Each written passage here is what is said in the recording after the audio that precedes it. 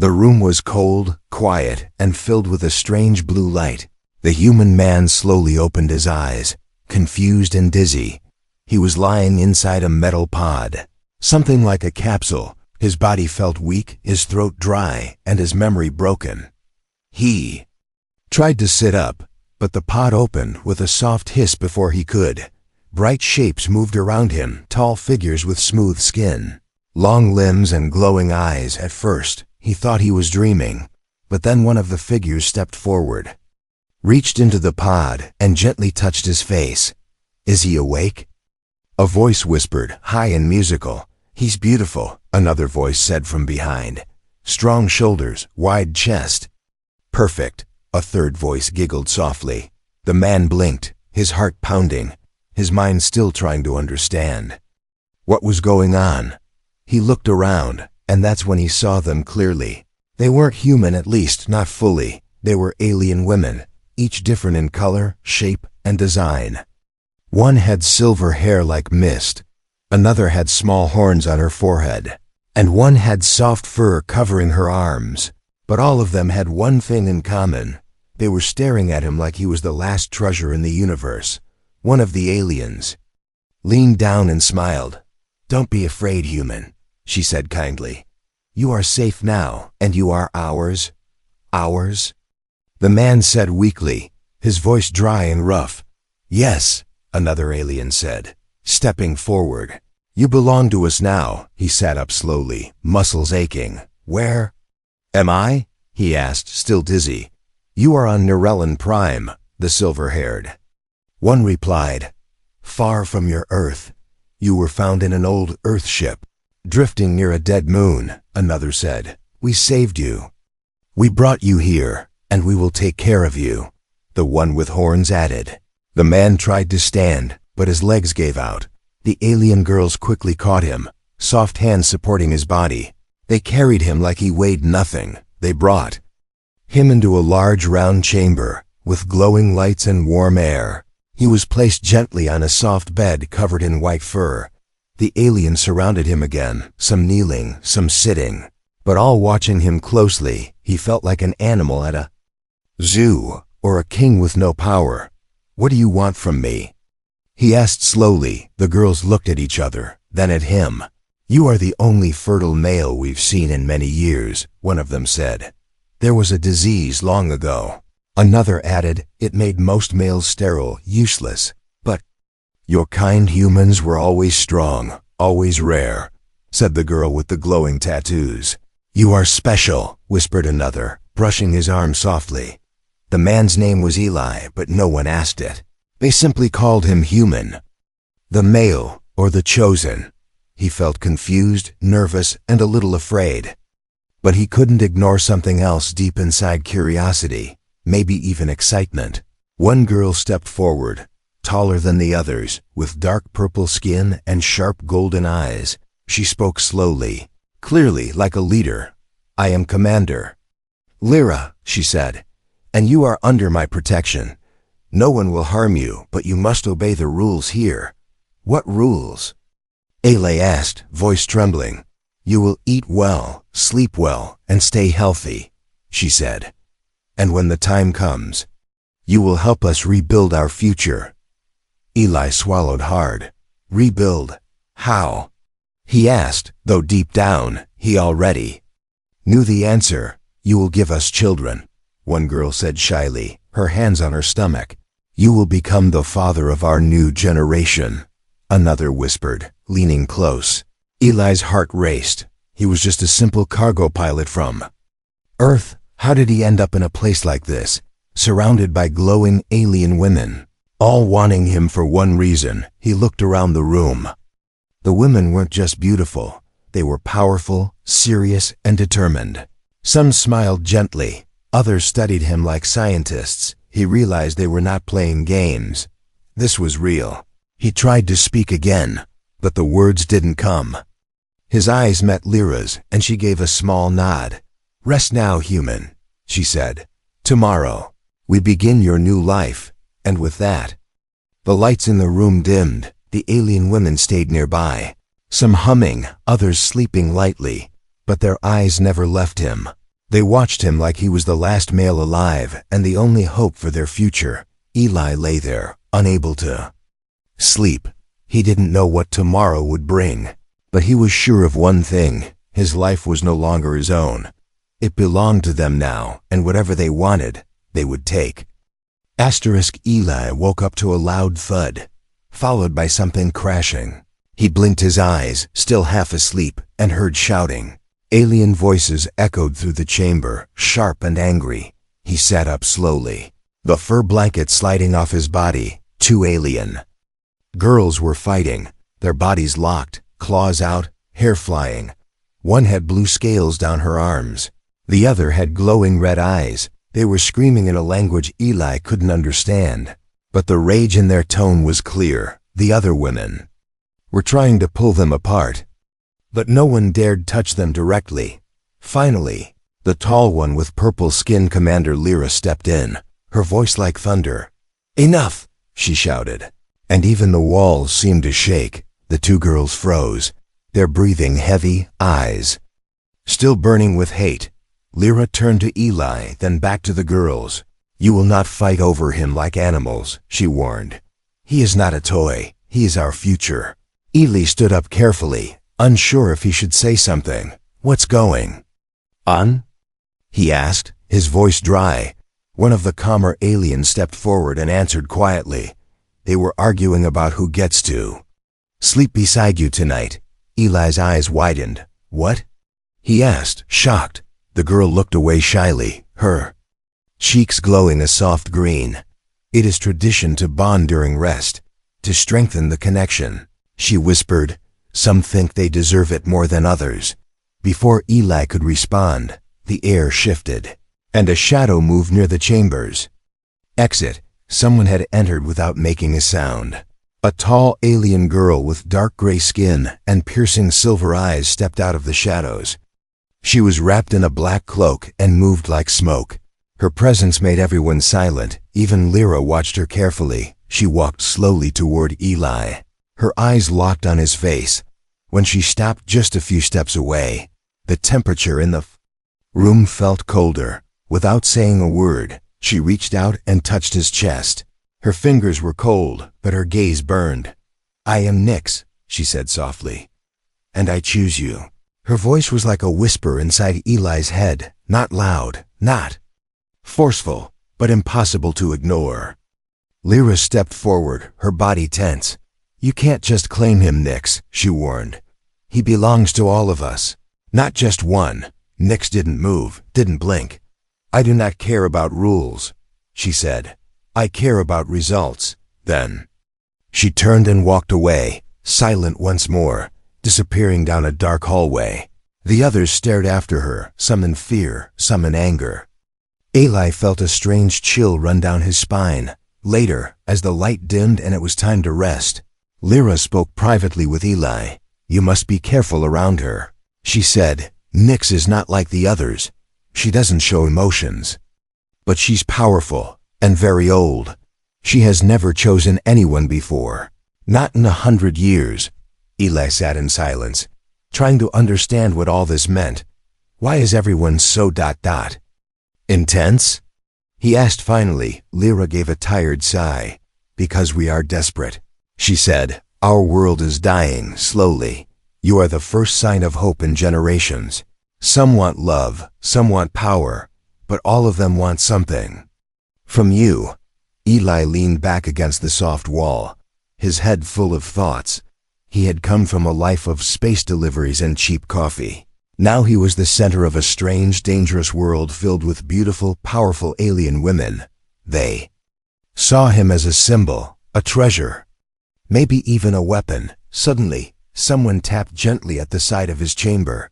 It was a young alien girl with bright green eyes and short hair. She held a glowing fruit in her hands and smiled nervously. "I brought this for you," she said softly. Eli took it, feeling the warmth through his fingers. "Thanks," he said, surprised by her kindness. Before he could ask her name, another girl appeared, then another. Each had something small to offer: food, fabric, handmade gifts. They lined up silently, each one trying to show care in their own way. It was no longer just about survival, it was about being chosen. But deep in the shadows, Nyx stood alone. Watching without a word, her eyes glowed softly, and her lips formed a faint smile. She had chosen him, but she wasn't the only one, and not everyone was going to play fair. Eli didn't know what tomorrow would bring. He didn't know who to trust, who to avoid, or who truly cared. But one thing was clear, the fight for him had only just begun. Something was different about the air. Eli noticed it the moment he woke up. A sweet, almost glowing scent floated through the room, like warm fruit and soft rain. He blinked and sat up, rubbing his eyes. Across the chamber, one of the alien girls stood still, staring down at her stomach with wide, trembling eyes. It moved. She whispered, so quietly that Eli almost didn't hear her. Then she looked up at him, breath catching in her throat. It moved. She repeated this time louder, her hands pressed gently over her belly, glowing softly beneath her thin robe. Eli stood up slowly, confused. Before he could say anything, another girl gasped. I felt it too, she said, holding her own middle. It fluttered, like wings inside me. Now all eyes turned to him. As if waiting for his reaction, he stepped back, heart pounding. What are you talking about? He asked, voice shaky. The girl with silver hair stepped closer, her eyes full of wonder. You planted life inside us, she said gently. Your children are growing. Eli's mouth dropped open. No. That can't be. I haven't even. He paused, remembering the day he woke up, the strange cold pod, the way they had touched him while he was unconscious. You used my DNA, he muttered, slowly putting the pieces together. You took it while I was sleeping. None of the girls denied it. Instead, they looked ashamed. Like children caught stealing. Lyra entered the room moments later, her face unreadable. She nodded, confirming his suspicion. We had no choice, she said firmly. Time was against us, and your body was compatible. Eli backed against the wall, hands trembling. You didn't even ask me, he said, voice cracking. You just decided to make me a father without my permission. One of the girls, the youngest among them, stepped forward. With tears in her eyes, I'm sorry, she whispered. We were told you wouldn't survive cryosleep much longer. They said it was the only way to save our kind. Lyra crossed her arms and looked at him. We understand your anger, she said, but we did what we had to do. Now, life grows again in this place, and it's because of you. Eli turned away, his mind racing. He never asked for this. Never signed up to become the only male in a world full of alien women, all carrying his children. But then, he heard something strange, a sound like a heartbeat. Soft and steady. He turned around slowly, and one of the girls held a small device to her belly, the sound coming from inside her. It's real, she said with a shaky smile. They're real. For a moment, Eli felt everything stop, fear, confusion, guilt all swirling inside him. But deep beneath it all was something else, something warm, something human. He didn't understand it fully, but part of him felt drawn to the life he had unknowingly helped create.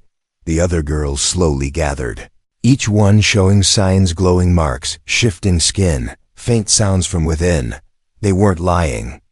And it wasn't just one or two of them, it was all of them. Every single one was carrying his child. Suddenly, loud footsteps echoed in the hallway. A figure appeared at the door, not female, not welcoming. A tall alien male, skin like steel, and eyes like fire, stepped inside, flanked by guards in black armor. You've made a mistake, he said coldly, staring straight at Eli. You've broken the law of the stars. The girls moved fast, forming a protective wall in front of Eli. Lyra raised her hand and spoke firmly. This man is under my protection, she said. You have no authority here, the male sneered, his voice sharp. You've stolen sacred seed and created abominations, he hissed. Do you think the galaxy will allow this? The tension in the room exploded like fire. The guards moved forward, but the pregnant alien girls stood their ground, their eyes glowing brighter. Eli felt something stir inside him, not fear this time, but purpose. These women, his children, were in danger, and maybe it didn't matter how it all began, maybe now.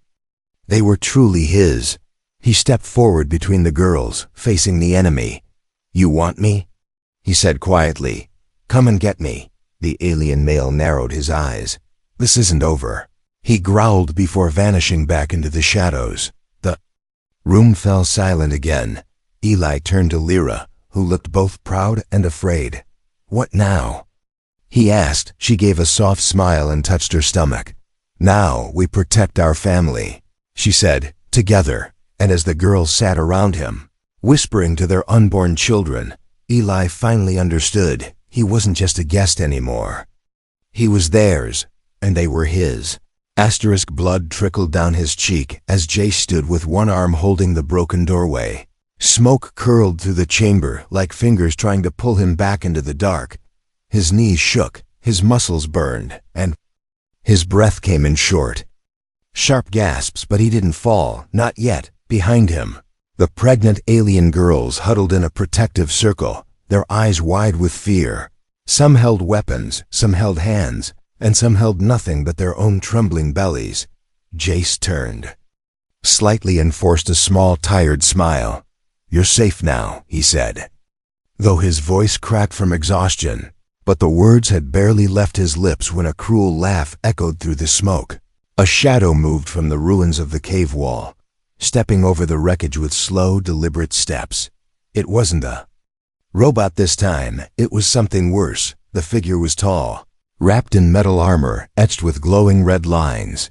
Its face was half covered by a sleek black visor, and its voice was sharp like a blade. "You think you can stop us by punching machines?" it said. "You're a tool, not a warrior." Jay stared at the figure, his jaw clenched. "You don't belong here," he said. The figure chuckled, the sound inhuman and cold. "I built this place, Jace," it said, stepping closer. "And I built you." A sharp silence fell over the room. The alien girls looked at Jace with confusion, some with disbelief. Jace's body trembled, not from fear, but from memory. The voice unlocked something. A door in his mind that had stayed shut for too long. Pain, needles, data pads, screaming. His body on a table, his blood analyzed, his skin sliced and tested. And above him, always watching this voice, this man. "I was Project Zero," Jace whispered, "and you were the overseer." The armored man removed his visor slowly, revealing a face that looked almost human, but the eyes were glassy. "Artificial, dead." "Yes," the overseer said. "You were the only subject who survived full hybrid bonding. You were meant to be the seed, the bridge, not the lover." He looked at the girls and sneered. "And yet here you are, playing house with failed breeding stock." One of the girls, Talai, stepped forward, her body shaking. "We're not failed," she said, her voice soft but strong. "We're alive, and we chose him." The overseer raised one hand and pointed at her. In an instant, a beam of red light fired from his palm. Jace moved before thinking, throwing himself in front of Talai. The beam struck his shoulder, and he cried out.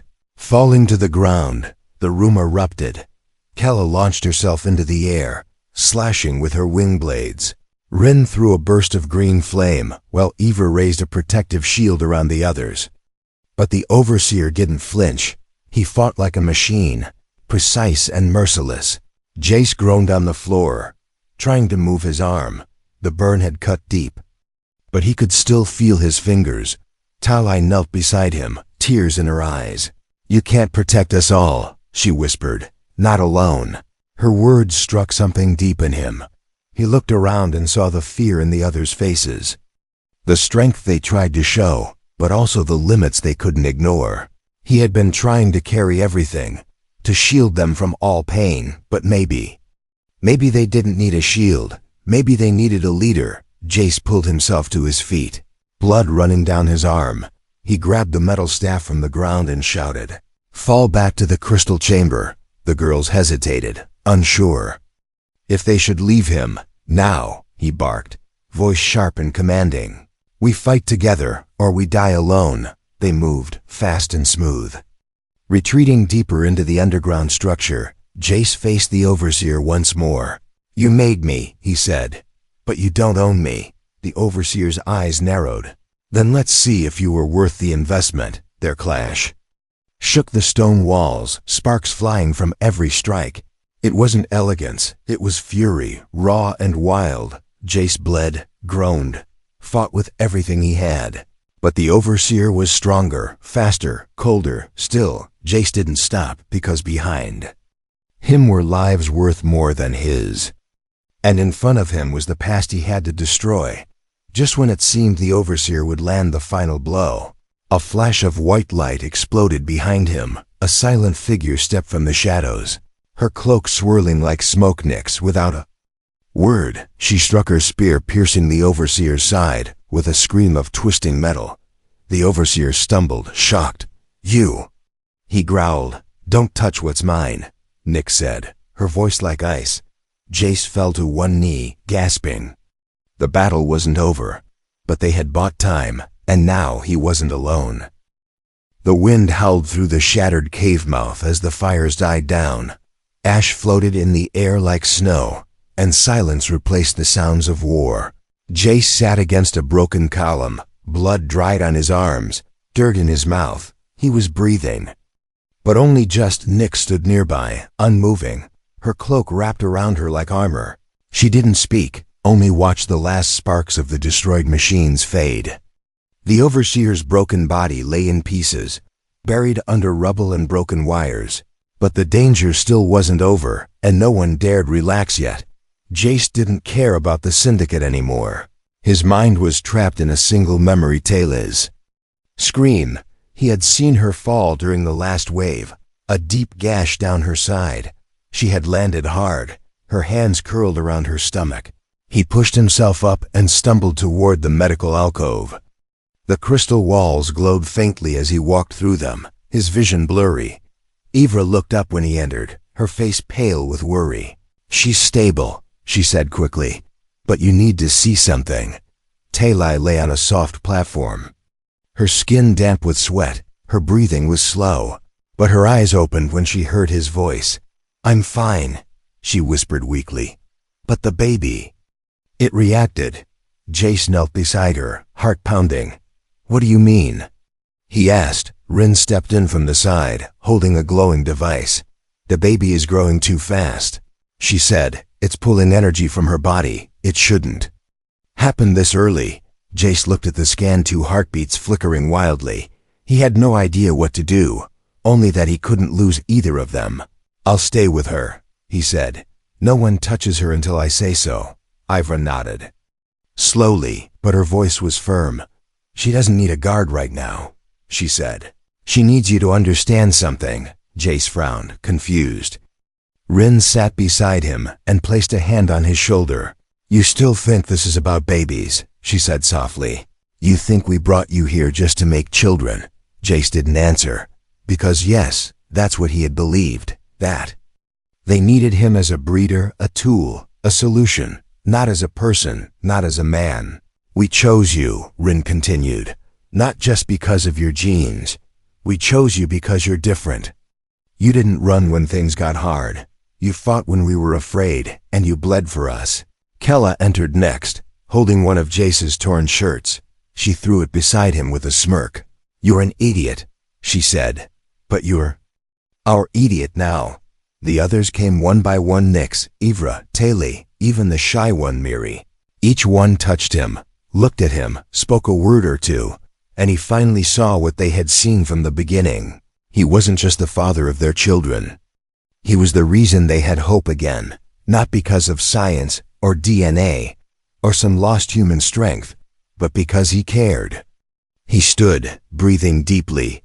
The pain in his body didn't matter anymore, because he had something to protect, something real. He walked through the lower chambers and saw them, the girls who had been too weak to fight, now rising, the unborn. Lives glowing faintly through alien skin, and above them, a mural painted in soft light. A new world, one that hadn't existed before he came. Jace turned to Nyx, who had followed him silently. "You knew I could be more," he said. She tilted her head slightly. You were always more, she whispered. But now you finally see it. He nodded slowly. There will be others, he said. Enemies more like the Syndicate. Nyx gave a slow smile. Then we train, she said. We prepare. But this time, we fight as a family. The chambers glowed warmer now. Life had returned, not just to their bodies, but to their hearts, and Jace, once just a lost cargo pilot, had become something greater than he ever imagined. Not a weapon, not a breeder, but the soul of a future waiting to be born. It started with a scream that didn't sound like pain. It sounded like a warning. The sky above the valley turned orange, then black. As enemy ships blotted out the light, sirens howled across the outer camp, and the protective crystal shields flickered. But Jace didn't hear any of it. His ears were focused only on one thing, the scream that came from behind him. Talai? He called out, spinning around in the chaos. She was on her knees, clutching her stomach, her breath coming in sharp gasps. One hand was planted firmly on the dirt, the other holding the swell of her belly. Her eyes met his, wide with panic. It's time, she choked out. The baby's coming. Jace's mind froze. Not now, not during this. Not while explosions rocked the valley and enemy mechs charged the gates. But it didn't matter what he wanted. The child had made its choice. Rin rushed to her side, already glowing with green healing light. We have to move her underground, she said quickly. Now.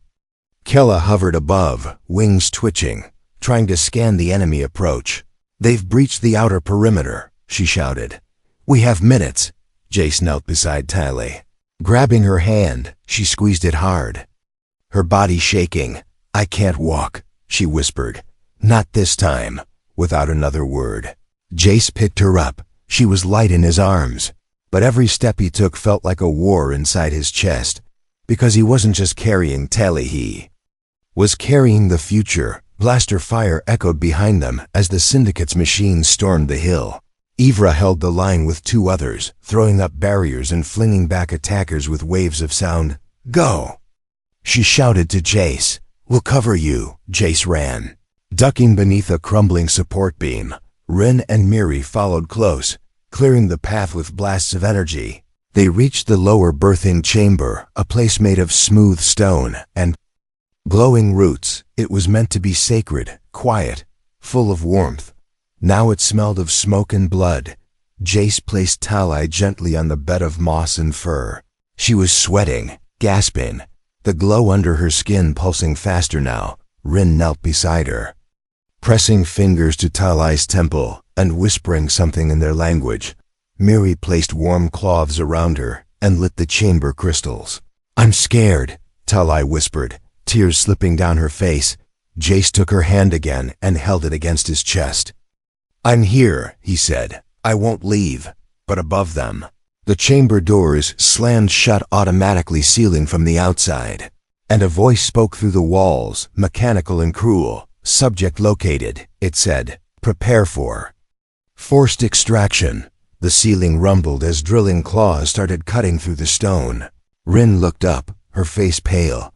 They're coming through the roof, she said. They want the baby. Jace stood, rage building in every muscle. You'll have to go through me, he whispered. He didn't have a weapon, just his body, his fists, and something deeper. The same fire that once burned in his bones now roared in his blood. His skin began to glow faintly, just like the women's did. Miri gasped. Your DNA. It's sinking, Rin nodded. He's activating fully. Finally, as the ceiling cracked open and the first enemy mech dropped in, Jace moved like lightning. He slammed into the machine with enough force to knock it back into the hole it came from. Another followed. Shooting electric pulses, he caught one in his bare hand and crushed the device. His eyes were glowing now, golden like twin stars. Behind him, Tali cried out again, her voice breaking. Rin shouted, "The baby's coming now." Jace turned, shielding the bed as another bot dropped beside him. Miri tossed him a curved shard of metal. He used it like a blade, cutting through the machine's neck. "I can't do both," he said through gritted teeth. "I can't fight and protect her. Just then, the sealed door behind them blew open. Nyx appeared in a flash of black and silver. Without a word, she joined the battle, her spear dancing through the smoke. "You protect her," she said. "Calmly, I'll handle the rest." Jace knelt beside Tali again, placing his forehead against hers. "You're not alone," he whispered. She nodded through the pain, and finally, with one long breath, she screamed louder than the machines. And then, silence. A tiny sound filled the chamber, soft and new. A cry, weak but full of life. Rin smiled as she held up the newborn, glowing faintly, with tiny hands curled like stars. "He's perfect," she whispered. "He's both." Jace looked down, tears in his eyes. Tali reached up and touched his face, exhausted but smiling. "You kept your promise," she said. He kissed her forehead, holding her hand tightly. "I'll always keep it," he said, even as smoke still curled from the shattered ceiling above them. The battlefield was quiet now, not because the war was over, but because nothing dared move. Smoke curled through the valley, and the enemy's machines lay in ruins. Their parts still sparked, their shells still burned, but they no longer made a sound. Jay stood in the center of it all, holding the newborn against his chest. The child was asleep, unaware of the chaos that had just passed. Tiny fingers rested near Jace's heartbeat, and somehow, that soft rhythm made everything else feel far away. The alien girls gathered slowly, one by one, each covered in dirt, blood, or tears, but they stood. They breathed. They were alive. Some leaned on each other, others walked with limps. Yet every single one of them reached out to touch the baby, even for a second, as if that small life reminded them why they had fought so hard to begin with. Tali sat beside a rock, too weak to stand, but smiling through her exhaustion. "He has your stubbornness," she said softly. Jace chuckled through the ache in his ribs. "Then we're in trouble," he replied, but he wasn't smiling for long. Nyx approached next, her cloak dragging through the dust. Her weapon cracked down the middle. She stopped in front of Jace, her expression unreadable. "It's done," she said. "For now." Jace nodded. "How many did we lose?" he asked. Nyx looked past him at the silent hills. "None," she said. "But we almost lost ourselves." The sun began to rise, slow and golden, casting light across their broken world. For a long time no one spoke. They just stood in silence, watching the light touch the earth again, as if the planet itself was waking up with them. Then Rin stepped forward, carrying a bundle of cloth. Inside were 7 tiny crystals, each glowing with a soft color. "These are the future," she said. "Their names, their lineages, their beginnings." She placed one in Jace's hand. "You've given more than life," she said. "You've given us identity." Jace looked at the glowing crystal, and then at each of them. All of these women had once been strangers. Now they were all carrying pieces of him.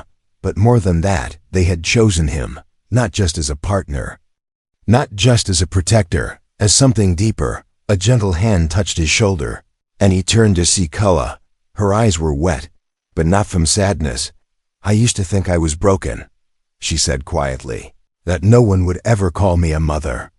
"You changed that," another voice spoke up, Miri, from the side. "I've never known what it meant to belong," she said, "but now I feel like I do." Jace's throat tightened, and for a long second, he couldn't speak. Then Nyx stepped closer and placed her hand over the baby. She looked him in the eyes and said, "You thought you were just passing through. You thought this was temporary. But you were wrong. You're not a guest here anymore," she said, her voice soft but firm. "You're not a soldier, or a breeder, or a savior.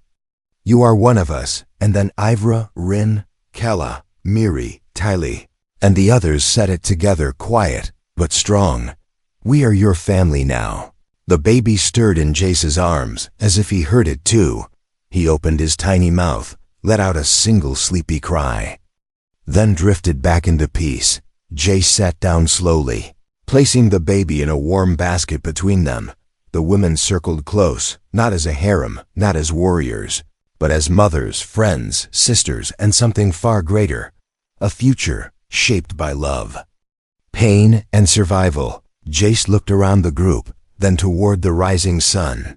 I don't know what comes next, he admitted. But if I have you, and they have us, then I'll face anything.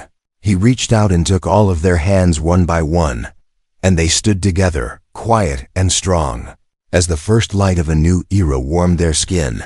Whatever this world had once been, it had changed forever, and the name Jace once carried, just another human floating through space, meant something new now. It meant family, it meant hope, it meant home.